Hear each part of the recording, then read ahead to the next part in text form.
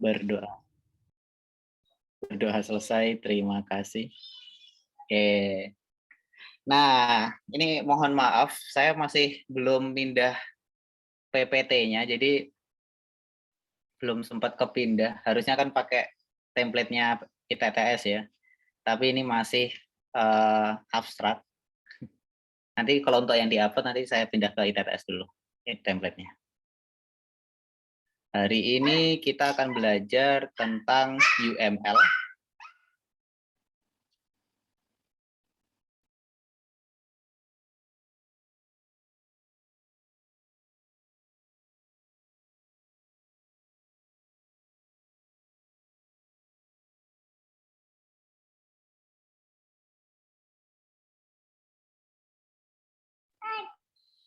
Oke.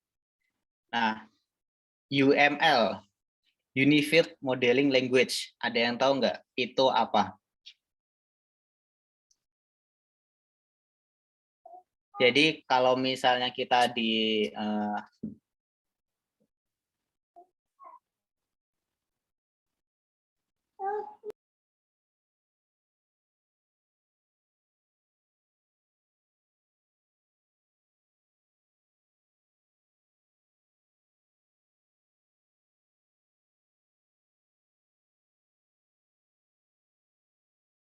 Oke, jadi misalnya kalau kita pas ngembangin perangkat lunak atau software kayak gitu, itu kan kita pasti bakal harus ngerti ya jalurnya data kayak gimana yang kemarin, terus datanya yang isinya itu apa aja, flowchart kayak gitu. Terus, nah selanjutnya itu adalah UML. UML itu adalah dari softwarenya ke end usernya kayak gitu. Nah, ada yang tahu nggak UML menurut kalian tuh kayak gimana? Ada yang pernah bikin UML sebelumnya mungkin? Saya nggak tahu. Lupa. Ya. Jadi UML itu biasanya itu suatu permodelan dibuat untuk perancangan kayak gitu. Terus dia nanti bakal dibuat diagram juga sama kayak kemarin, terus nanti ada visualnya juga. Jadi untuk pengembangan pertama awal-awal ini pasti semuanya bakal bentuk diagram sebelum kita lanjut ke bagian codingnya kayak gitu. Jadi misalnya kalau semua bagian diagramnya udah ngerti, udah sesuai, nah itu baru kita lanjut ke bagian codingnya. Biar nanti dia pas yang ngoding itu nggak bolak-balik. Ini dari mana kemana, ini dari mana kemana kayak gitu. Nah makanya semua kebanyakan awalan tuh pasti menggunakan diagram visual kayak gitu. Nah, tugasnya buat apa sih UML? Itu adalah untuk programmer itu bisa lebih memahami, menganalisa, dan mempermudah pembuatan programnya. Kayak gitu. Itu adalah tujuan untuk UML dibuat. Kayak gitu.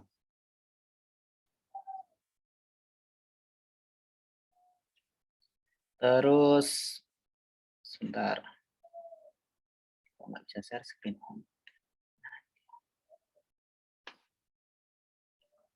Oke, kelihatan ya. Ini masih belum pakai template-nya ITTS. Nah, lanjut. Di diagram UML itu ada use case, ada activity-nya aja, ada activity-nya apa aja, sequence-nya, terus kolaborasi, kelas, state chart, komponen, sama deployment terakhirnya. Kayak gitu. Itu adalah bagian dari UML. Nah, program itu kan misalnya kalau kita buat itu kan pasti nggak mungkin cepat ya, nggak mungkin 1-2 hari, pasti nanti bakal ada setahun 2 tahun mungkin atau ada perubahannya lagi. Nah, kenapa kita UML itu digunakan itu biar kita bisa ngerti track record-nya. Jadi untuk yang tahap pertama itu nanti orang itu siapa aja, mungkin dosen, mungkin mahasiswa aja kayak gitu. Nah nanti versi 2-nya itu nanti bakal ditambahin dari link yang tadi, alur yang tadi dosen sama mahasiswa, nanti bisa ditambahin apa lagi, mungkin ditambahin pengajaran dan lain-lain kayak gitu. Nah, UML sendiri itu juga bisa mengakomodir penggunaan dengan efektif, lengkap, sama tepat. Jadi faktor-faktor yang scalability, robustness, security, dan lain-lain itu bisa terpenuhi di bagian UML ini. Nah, itu. Nah, jadi sebelum menggunakan UML, membuat UML kita harus analisis dulu. Nah, bisa menggunakan OOA ini, kayak gitu, teknik semi formal, notasi grafis dari semua langkah analisis. Nah, cara pembuatannya OOA ini adalah kita harus ngerti use case-nya, modelingnya kayak gimana. Terus habis itu class modeling, baru dynamic modeling. Untuk use case modeling itu adalah menentukan berbagai hasil yang akan dikomputasi oleh produk perangkat lunak dengan mengabaikan urutan pembuatannya. Jadi ini yang penting kita harus ngerti dulu alurnya kayak gimana. Nggak harus mulai dari mana dulu, tapi yang penting ini dari mana ke mana, ini dari mana ke mana. Nah, ini adalah use case modeling. Terus use case diagram dihubungkan dengan skenario yang dibuat pada tahap requirement analysis. Jadi kalau misalnya kita pembuatan aplikasi itu kan pasti harus ngerti dulu ya. Nanti mungkin pembuatannya website atau web based atau Android kayak gitu atau iOS. Nah, kita harus ngerti juga nih. Jadi iOS-nya itu requirement-nya iOS yang keberapa? 9 atau 10 atau 11 kayak gitu. Terus kalau Android mungkin nanti Android-nya bisa pakai Lollipop atau yang mana kayak gitu ya. Jadi harus kita ngerti juga. Nah, jadi contohnya seperti ini. Ini kita buat use case pengendalian pengajaran. Jadi nanti di pengajaran itu nanti ada jurusan, ada mahasiswa, ada dosen, sama pengajaran lagi. Nah, jurusan itu nanti nginput apa aja, kayak gitu. Terus mahasiswa nanti dapetin apa aja. Nah, dosen nanti masukin apa aja yang gabung sama mahasiswa. Nanti kalau udah, nah kayak ada download materi kuliah kayak gitu. Nah, itu nanti bakal langsung masuk ke pengajaran. Nah, untuk UML itu pasti kayak gini ya. Nanti ada gambar orangnya, orang itu ada siapa aja, kayak gitu. Nah, itu dimasukin semua. Nah, satu UML itu nggak masalah misalnya kalau ada 2 orang yang sama ya, kayak gini, jurusan ada 2, kayak gini itu nggak masalah. Kalau yang kemarin itu kan harus 1 ya, semua entitas itu 1. Nah, tapi kalau untuk yang ini sekarang itu yang di UML itu dia nggak harus 1, nggak masalah. Misalnya kalau jurusan butuh 2 kali in out, nah itu juga nggak masalah, kayak gitu. Nah, jadi di sini yang di atas ini adalah report pembelajaran pengajar, nanti jurusan itu punya, terus sama presensi, kayak gitu. Terus kalau di mahasiswa nanti ada presensi, terus display materi, terus ini ada materinya bisa di-download, laporan kuliah, kayak gitu. Terus ada download materi kuliah, terus nanti baru semuanya dimasukkan ke presensi pengajaran. Nah, di dosen sini nanti dia membuat perkuliahan, membuat materi perkuliahan. Nah, nanti di sini materi perkuliahan isinya adalah dapat materinya, display, terus upload materi kuliah kayak gitu itu. Nah, jadi semuanya bakal terlihat di sini. Lanjut setelah use case-nya udah dapat, lanjut ke class modeling. Jadi menentukan kelas, atribut, dan hubungan antar kelas. Jadi kita harus ngerti ya. Nanti alurnya tadi yang pengajaran, dosen, karyawan, mahasiswa sama pengajaran tadi, kita harus ngerti nih hubungannya apa aja dari yang dibuat tadi materi, upload materi, terus nanti kayak gimana. Nah, itu harus ngerti hubungan jalurnya. Jadi pada tahap ini belum menentukan metode. Jadi di sini yang penting gambarannya dulu aja jalan, nggak usah fungsinya itu apa aja. Kayak gitu. Jadi yang penting dimasukin dulu aja isinya. Nah, ini salah satu cara menentukan kelas adalah mencari kandidat kelas yang berasal dari use case. Jadi yang use case yang di atas tadi. Nah, untuk sederhananya dia mengoleksi kata benda dalam skenario atau data atau dari use case. Cara yang kedua dengan memanfaatkan CRD card, class responsibility kolaborasi. Kayak gitu. Nah, ini CRD card. Jadi di kelas itu nanti ada responsibility-nya apa, terus kolaboratornya itu apa. Kayak gitu. Nah, di CRC-nya nanti ada sebuah teknik untuk mengecek adanya interaksi antar objek. Jadi objek satu dengan objek yang lain nanti bisa dilihat kayak yang tadi ini ya. Jadi objek satu, objek dua, nanti kolaboratornya objek satu, objek dua, dan seterusnya. Nanti kita bisa ngerti, oh ternyata responsibility-nya ini sama kolaborator yang ini nanti sama nih. Oh kayak gitu. Jadi nanti alurnya kayak gimana. Ya gitu. Nah, sebelah kiri berisi tanggung jawab, sebelah kanan berisi kelas yang melaksanakan tanggung jawab tersebut. Jadi ini kan ada dua ya, kayak gitu. Nah, dari sini akan didapatkan satu set kelas dan tanggung jawabnya serta kelas lain yang berhubungan dengan kelas tersebut. Jadi di sini tuh dijabarin aja nggak masalah, dijabarin apa aja nggak masalah ya. Terus kalau mau double juga nggak masalah. Jadi yang penting dijabarin semua dulu biar nanti ketemu skematiknya kayak gimana. Nah, ini adalah contoh kelas diagramnya. Jadi nanti ada dosen, ada mata kuliah, ada mengajar. Nah, nanti di dosen nanti isinya apa aja, terus mengajar nanti gabungannya sama apa. Jadi kan bisa kalau ngajar itu kan pasti ada dosen sama mata kuliah ya. Nah, itu namanya mengajar. Terus nanti di mata kuliah nanti ada materi juga. Kayak gitu. Nah, terus habis dari mengajar nanti pasti ada perkuliahan. Nah, di perkuliahan itu biasanya ada siapa aja? Ada dosen, ada mahasiswa. Nah, sebelum mahasiswa masuk perkuliahan itu nanti pasti bakal presensi dulu ya.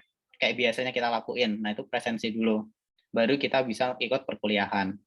Terus nanti di perkuliahan itu nanti kita ngadainnya di mana? Di ruangan atau di virtual. Nah, itu bisa juga ini diganti. Kalau dulu kan biasanya kita menggunakan ruangan ya. Tapi kalau sekarang kita menggunakan virtual nggak masalah.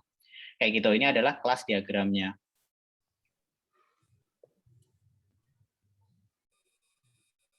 Oke, terus kalau sudah dapat yang tadi, terus lanjut ke terakhir yang dynamic modeling, yaitu menentukan aksi yang dilakukan oleh masing-masing kelas dan subkelas. Nah, tetap sama menggunakan diagram juga. Nah, ini untuk contoh dari presensi. Jadi, tadi kan di sini ada presensinya yang tengah nih ya. Nah, ini kita contohkan di state diagram yang presensi. Jadi, mulai dulu pasti, mulai dalam bentuk bulat. Nanti masuk ke mahasiswa presensi. Nanti di presensi itu ngapain aja? Nanti dapat kirim data presensi. Nah, dari kirim data presensi nanti harus diterima sama server dulu ya. Datanya itu pasti di keep sama servernya dulu. Nanti dari server bakal masuk ke kirim data yang diproses, yang terproses kayak gitu. Terus nanti kalau udah langsung daftar data yang telah diterima. Jadi habis diproses, terus nanti langsung masukin ke daftar. Nanti kalau udah langsung direkord. Jadi contoh kayak kemarin kita ya, biasanya kita bakal panggil mahasiswanya dulu. Nanti panggil mahasiswanya, misalnya kalau mahasiswanya ada, nanti saya bakal nulis di Excel. Nanti diterima dari Excel saya. Terus nanti kirim data yang diproses ini adalah saya save datanya yang tadi. Terus dari data yang di-save tadi, saya cek lagi nih daftar yang telah diterima yang tadi. Oh, udah datang semua nih. Nanti misalnya kalau ada yang salah, kita bisa cek di ubah rekor terkirim ini.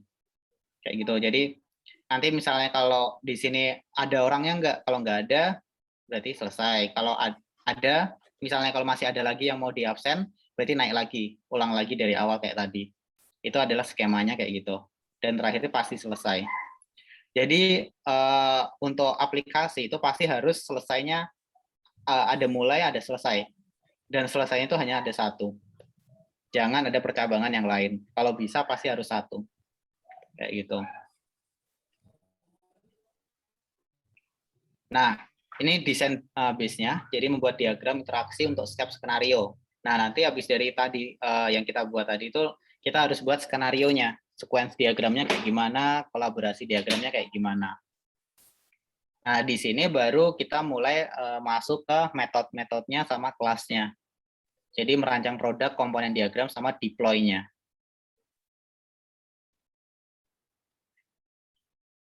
Ini untuk sequence diagramnya. Jadi contoh, di sini ada nama dosen namanya Arif. Dia adalah dosen, terus presensi itu presensi perkuliahan gitu, mahasiswa itu adalah mahasiswa. Jadi di sini ada public void login, terus public void instrument small materi, terus di sini ada public void presensi. Kayak gitu. Jadi nanti semua ketemunya di tengah. Jadi nanti di proses perkuliahan. Jadi untuk materi, terus login itu kan biasanya dari dosen ya. nanti dosen bakal buka loginnya terus biar presensi mahasiswa bisa jalan. Terus habis itu nanti materinya juga dimasukin di perkuliahan. Kayak gitu. Ini kolaborasi, jadi usernya, terus ATM, consortium sama branch, kayak gitu. Jadi ATM di sini bisa masuk ke konsumen sama branch langsung. Ini untuk diagram komponennya. Jadi kalau contoh ini udah beda ya daripada yang tadi ya. Ini ada customer, terus account manager, database, account, sama persistent. Ini adalah diagram komponennya. Jadi di customer itu pasti ada PIN sama ID. Ini biasanya yang di bank-bank itu ya. Tuh. Ini untuk diagram deployment. Nanti database server itu ada apa aja, terus aplikasi servernya itu nanti bakal jalanin server yang mana, terus kliennya ini dia pakai web browser atau yang bagian mana, kayak gitu. Jadi bisa pakai web browser mungkin atau aplikasi Android, aplikasi iOS dan lain-lain. Jadi masuknya ke sininya, kliennya. Jadi ini adalah diagram deployment. Dan diagram deployment ini pasti udah jadi ya. Jadi semua paket kayak account database tadi itu kan udah kita bahas yang di yang tadi ya. Jadi nggak usah dimasukin ke deploy-nya. Jadi deploy ini adalah finalnya yang bisa kita lihat. Ya gitu. Nah, ini lanjut ke konsentrasi ke kelas. Jadi kelas merupakan dokumen yang paling dekat dengan program yang akan menjadi produk dari pengembangan aplikasi berbasis objek. Jadi dokumen tahap pengembangan perangkat lunak berorientasi objek sebenarnya harus dibuat. Bahkan jika diperlukan, boleh menambahkan dokumen lain seperti RD, DFD, dan lain-lain. Nah, jadi kalau misalnya kalian udah belajar dari kemarin ya, RD kayak gimana, DFD kayak gimana. Nah, UML ini adalah pelengkap dari RD sama DFD yang kemarin yang kita bicarakan. Jadi untuk nanti kalian puas, itu bakal kalian harus buat UML, RD, sama DFD. Jadi semuanya harus dibuat. Nah, lanjut ke hubungan antar kelas, jadi ada asosiasi sama ketergantungan. Untuk asosiasi itu adalah relasi antara dua elemen di mana keduanya punya posisi yang sama. Nah, jadi contohnya kayak asosiasi antara penjual dan pembeli. Itu dia kan posisinya sama ya, gitu. Terus antara dua elemen ini yang bidirection association, di mana elemen pertama bertanggung jawab menentukan elemen yang lain. Terus ada unidirectional sama class association.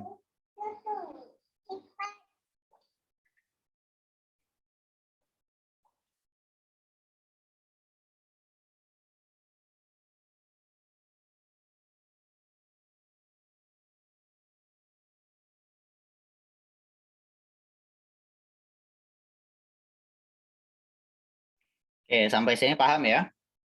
Masih ngikutin? Masih, Pak. Oke, aman ya. Composition-nya, jadi relasi itu ada elemen child sama akan terdelete secara escape pada saat parent elemen terdelete.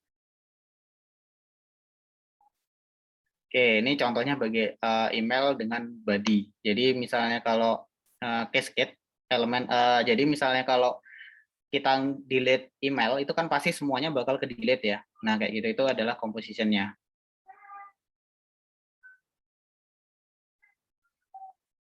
Terus nanti ada aggregation, nanti kalian bisa saya bakal set. Nah, ini untuk yang hubungan saling tergantungan. Jadi ada dependence, relation, usage, permission, sama abstraction. Jadi ini semuanya harus saling nge-link. Jadi nggak boleh salah satunya berbeda tuh, jangan sampai ya. Nanti misalnya kalau berbeda dia biasanya error. Database-nya atau end user-nya nanti bakal berubah biasanya misalnya kalau nggak sinkron. Kayak gitu. Ini untuk dependence-nya. Pengertiannya jadi relasi antara dua elemen di mana definisinya saling tergantung satu dengan yang lainnya sehingga perubahan pada satu elemen akan menimbulkan perubahan pada elemen yang lain. Jadi misalnya kalau kita edit A, pasti nanti yang B itu juga bakal ikut berubah kayak gitu. Nanti mungkin yang C juga bakal ikut berubah.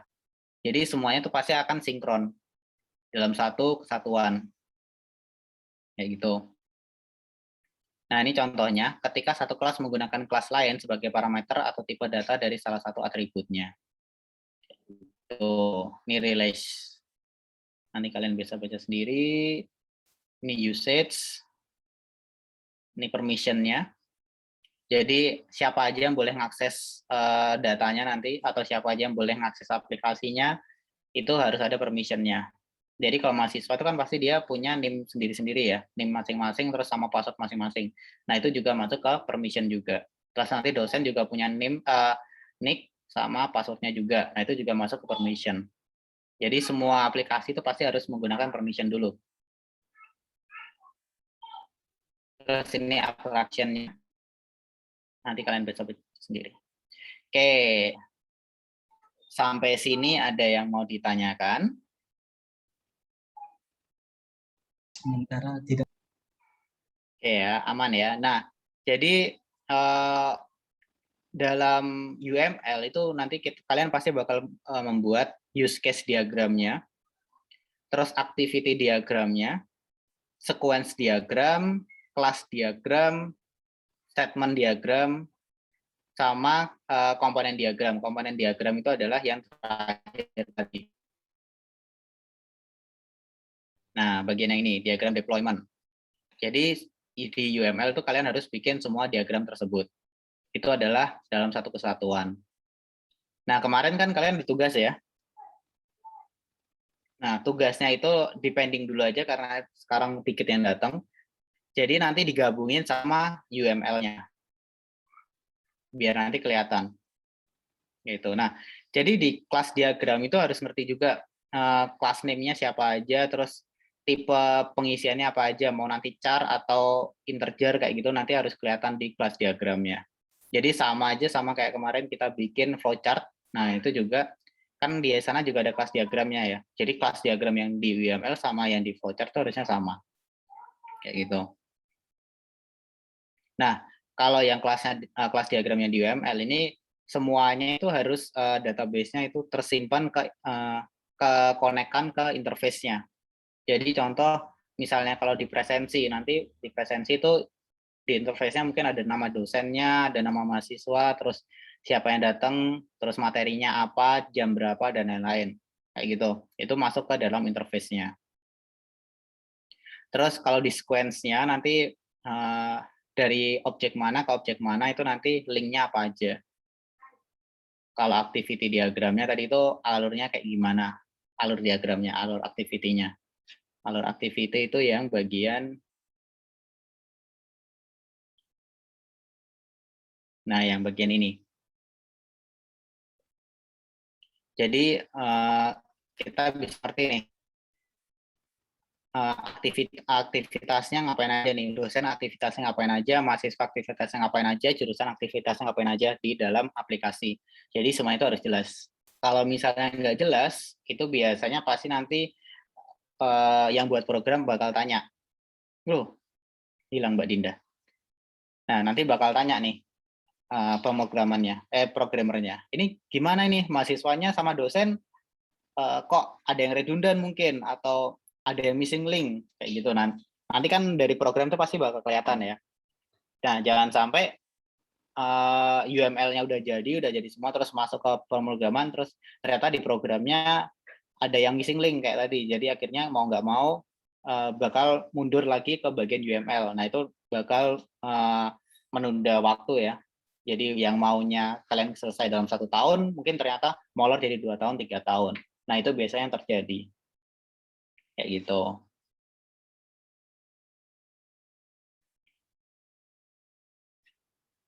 Oke. Nah, maaf ini untuk use case ya. Kayak gitu. Nah, ini yang kelas diagram. Jadi di dalam sini itu harus ada isinya apa aja nih. Database-nya apa aja. Ini sama aja persis sama kayak flowchart yang kemarin.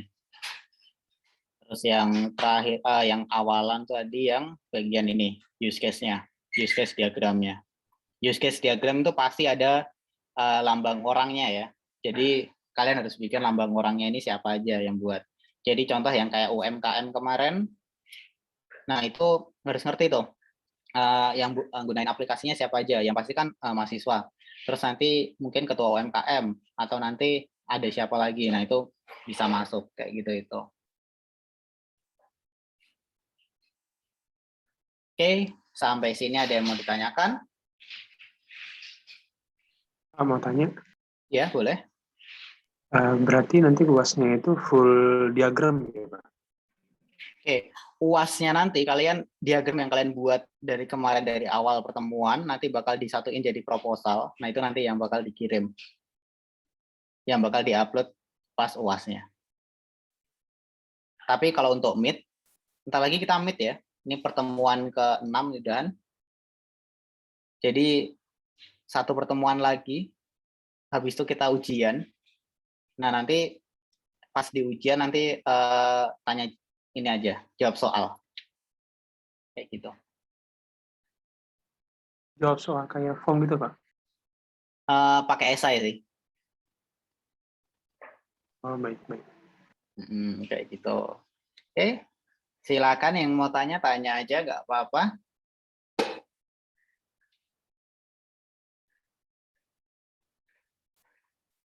Mas Soleh mungkin mau tanya apa? Aplikasinya ada perubahan nggak Mas Soleh? Belum, Pak. Gimana? Sampai apa sekarang aplikasinya, pembuatannya? Pembuatannya sih baru cuma sampai background-nya aja kemarin, Pak. Oke. Belum di ini lagi, Pak. Oke, nah untuk saya tekankan sekali lagi ya, untuk perkuliahan yang sekarang ini kalian nggak perlu buat aplikasinya, jadi yang penting diagramnya tuh jadi semua, diagramnya, terus alurnya, terus mungkin desainnya nanti biar gampang kita ngelihatnya kayak gimana itu harus kalian buat, tapi tapi nggak sampai kalian ngodingnya kayak gitu. Jadi sebatas proposal aja ya, kayak pertama kali kita bicarakan dulu. Seperti itu. Oke, nah kalau nggak ada yang mau ditanyakan, saya bakal kasih kuis. Karena waktunya masih banyak ya ini ya. Oke, coba buat use case diagram yang gunain bank, ATM. Bisa? Ya, use case aja kan? Ya, use case diagramnya aja dulu. Use case diagram ATM. Saya kasih waktu sampai jam 8.10 ya. Nanti kalau udah kita bisa share bareng-bareng ya. Oke, silakan.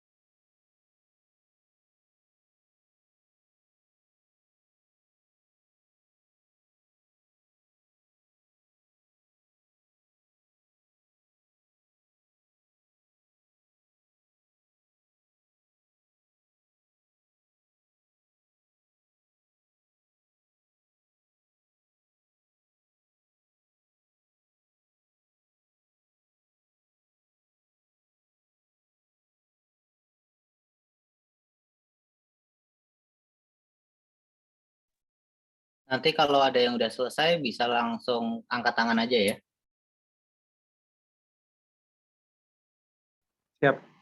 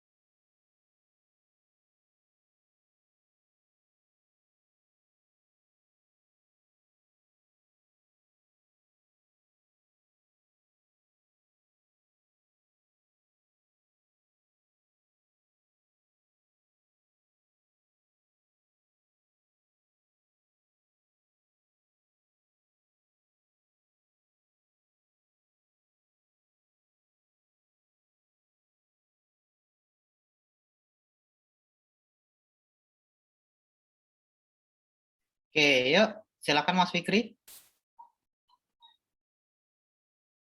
Sudah selesai? Iya,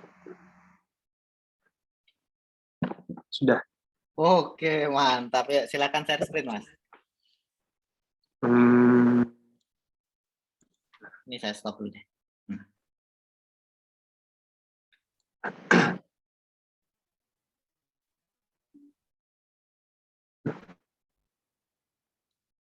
ini. Oke, sip. Ini teknik. Gimana ya? Coba dijelaskan.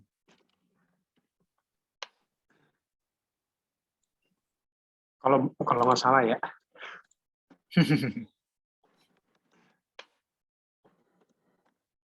Jadi user itu kan di sini kan users berarti kan artinya itu penggunaannya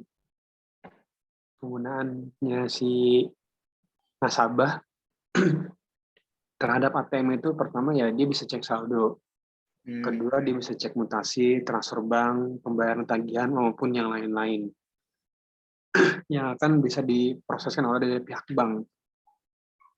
Oke. Terus untuk dari pihak bank pun dari pihak bank itu mempunyai sebuah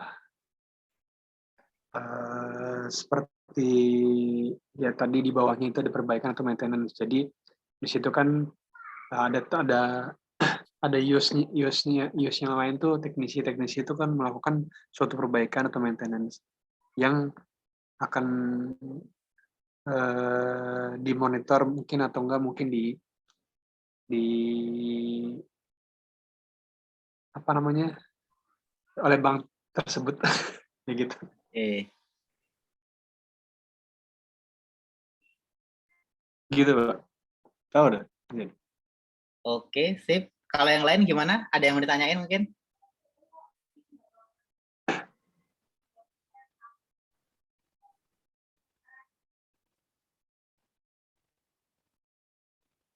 Dulu, Pak. Udah.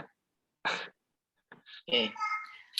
Betul ya. Jadi untuk misalnya di ATM itu pasti nanti ada yang usernya, terus ada banknya, sama ada teknisinya, betul. Nah, jadi misalnya kalau nanti ATM-nya lagi error, atau ATM-nya lagi nanti ada update sistem, itu biasanya nanti bakal masuk ke teknisi. Terus biasanya yang bakal selalu pakai itu siapa? Itu adalah usernya, atau yang punya ATM di bank tersebut. Jadi nanti usernya itu bisa ngambil uang, bisa ngecek saldonya ada berapa, terus nanti mau transfer, terus pembayaran payment dan lain-lain kayak gitu ya kalau sekarang. Nah, yang di bank ini dia harus punya akses untuk semuanya.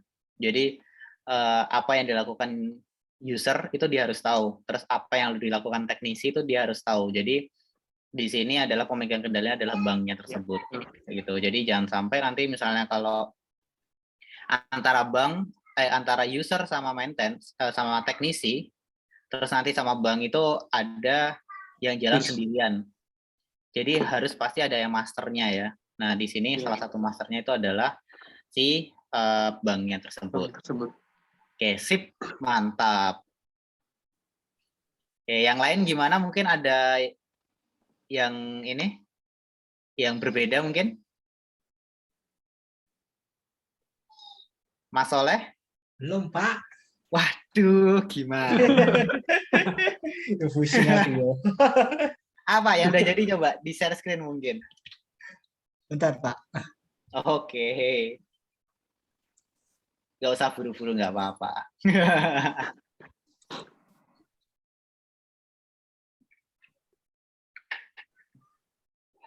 Saya tuh cari gambar orangnya belum ketemu-temu, Pak.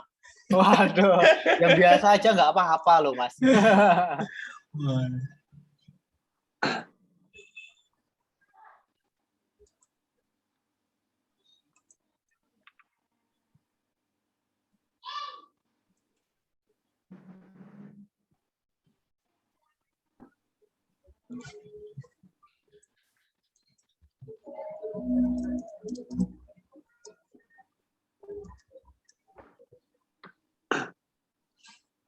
Gimana Pak? Oke, ya silakan dijelaskan.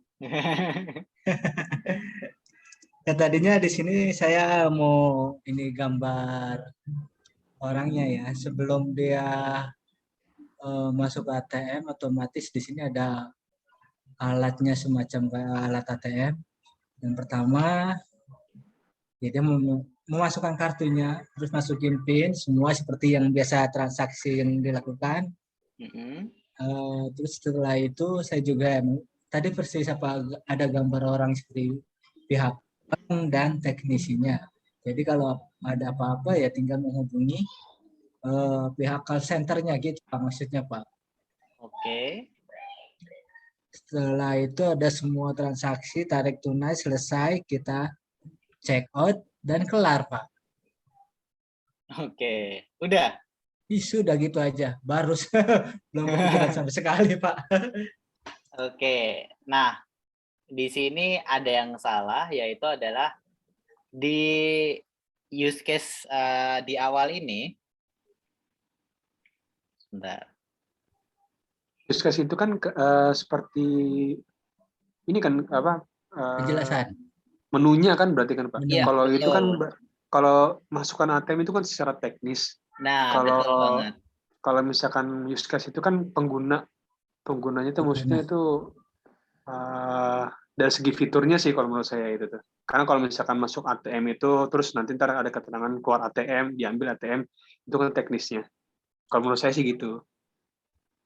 Oke, sip, betul banget ya. Nah, jadi untuk masukin PIN, terus nanti masukin nominal, terus nanti misalnya kalau ada kendala nanti harus telepon CS dan lain-lain, itu tidak termasuk dalam use case-nya. Sip, bagus. Wah, ini Mas Fikri udah hatam nih kayaknya nih. Bukan hatam Pak, karena dulu pernah sih kayak gini. Oke, sip, betul banget ya. Jadi seperti itu. Oke, yang lain paham ya? Atau sudah. Yang lain ada yang berbeda mungkin? Sini saya sudah Pak, saya stop. Oke, boleh silakan stop. Oke, terima kasih Pak. Yuk. Yang lain gimana?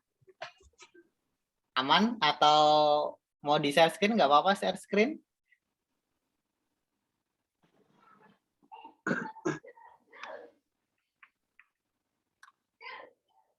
Ya kalau enggak ya nggak apa-apa. Kalau malu. Mau nanya. Gimana? Ada itu enggak seperti tugas-tugas lain yang bisa menunjang penambahan nilai gitu Pak? Waduh, kenapa nih? Kenapa? Ya nggak apa-apa sih, karena kan kemarin-kemarin saya itu sempat kayak seperti sibuk, jadi mungkin saya kemarin ketinggalan atau seperti apa, jadi kayak gitu. Oke, mungkin udah masuk kelompok belum? Kelompoknya siapa? Kelompok yang 3-3 itu ya Pak? Iya, yang kelompok 3-3 itu. Oh iya, itu mau saya ini apa kelompok maksudnya itu gimana ya Pak? Belum dapat kelompok ya berarti ya? Ada sih dikirim Mas Soleh kemarin ya? Siapa yang ngirimin? Mas Soleh kayaknya. Oh. Mas Soleh gimana Mas Soleh? Bener nggak sih? Yang bukan ya? Bukan, siapa? Ayo. Yang 3-3 itu kan Pak? Iya betul, kelompoknya 3. Iya Mas Soleh ya Mas Soleh. Mas Soleh, halo Mas Soleh. Yang tugas DFD ya? Iya, itu yang kemarin pas kita presentasi Mas Fikri nggak hadir. Iya tuh saya. Nah, mungkin misalnya kalau nggak hadir nanti kita ini ya, kita adakan sesi sendiri aja ya kayaknya ya. Nanti saya kasih tugas ya. Oh iya. Ya, tapi udah ada kelompok ya berarti ya? Udah ada. Mau nanya Pak, mungkin ini saya apa? Kalau tugas yang kemarin tuh tugas DFD itu kita membuat grafik apa? Grafik doang berarti ya? Iya. Grafik DFD yang tugas apa? Aplikasi kita gitu ya? Iya betul sekali. Oh iya baik. Aman ya? Aman. Itu nanti biar saya kondisikan sama Mas Soleh yang ahlinya ahli. Wah, istimewa sekali sudah emang ini. Ahlinya ahli. Oke deh. Oke. Nah, mungkin hari ini cukup sampai segitu aja. Nah, baik. Kalau udah aman semua, kita cukupkan sekian gitu aja. Oke, Oke, nggak ada yang siap. Baik, pertanyaan? Pak. Baik. Aman ya? Aman, Pak. Oke, sip. Kalau gitu kita cukupkan sekian. Terima Oh iya, kasih. Pak. Oh ya, bentar. Berarti ntar materinya ntar di-upload ya, Pak? Ya, nanti diupload di e-learning. Kebetulan yang Oh, iya. pertemuan minggu kemarin sama minggu ini masih belum saya upload. Oh iya, soalnya saya cek kemarin e-learning tuh kok kosong. Iya, betul. Jadi ini saya ada kendala buat ngupload ini sih, ngupload materi. Jadi harusnya bisa ngedit, ternyata masih belum bisa ngedit. Coba nanti kalau udah selesai ya. Ini coba. Baik.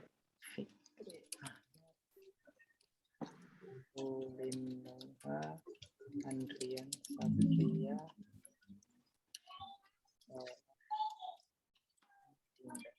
Oke, sip. Kalau gitu cukupkan sekian. Terima kasih. Wassalamualaikum warahmatullahi wabarakatuh. Waalaikumsalam warahmatullahi wabarakatuh. Terima kasih banyak, Pak. Yo, terima kasih juga ya.